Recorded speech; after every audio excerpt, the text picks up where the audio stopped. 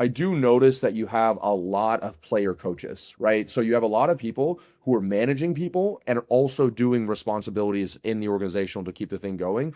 That's totally fine in an organizational with 10 to 20 people. But where you're at right now, you need people who truly are just managing people. You know what I mean? Like they're just in charge of making sure these, because it is very hard. Let's give Andreas some credit here. It'd be very hard to be proactive for the meeting with you about any issues that are going on and solving them, managing their direct reports and making sure everything's going on there, making sure that any issues the direct reports are having with their direct reports are being taken care of, and doing any of the actual work that he has to do for.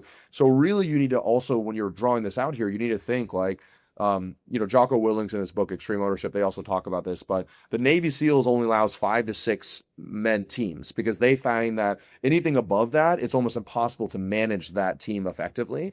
So that's the number I sometimes use with my stuff as well. And a great example is also your team leaders. How much real responsibility do those team leaders have? Is it just a title team leaders, or it's like, yeah, the person Bob that's messing up these revisions, Michelle can go to Jim. Jim's the team leader and tell Jim, hey, you need to fix this, and you either let Bob go or you need to get him back to KPI in a week, and that flows smoothly because now I know this is going to sound confusing, but now Jim tells Bob, Bob fixes it. Jim tells Michelle, Michelle tells Andreas, Andreas tells you, but you're not involved in that process whatsoever. It just comes up again a week later when you're looking at that KPI. Mm, damn, that's some really good truths in there. So to the person above that person always be the person that's responsible for firing the A person hundred below. percent. Yeah. And like ultimately you can say like I wouldn't give a team leader the responsibility to fire somebody, but I can give the team leader the ability to recommend the termination of somebody.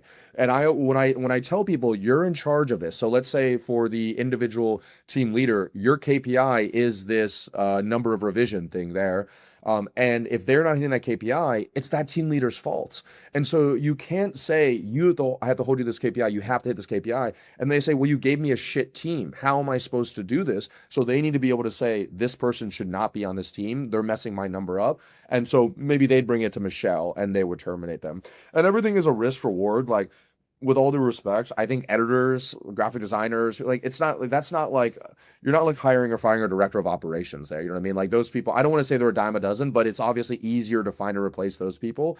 So like feel free to delegate some of that stuff and push that responsibility down in the organization. If you want me and my team to install any of these systems in your business done for you, make sure you go down below and book a free revenue system diagnostic call. We're going to get on a call, identify your biggest bottleneck, and show you exactly what we would do to solve it there live. The best news is we offer every single client a no questions asked money back guarantee.